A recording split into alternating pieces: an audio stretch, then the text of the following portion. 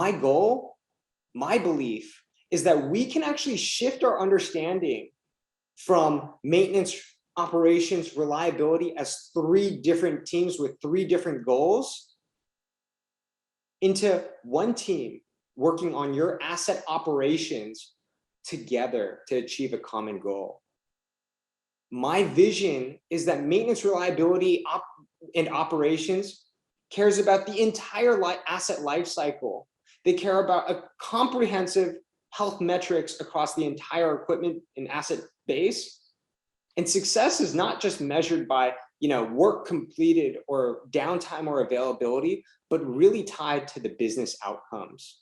I want to make sure that what's measured is what matters and there's no disconnect.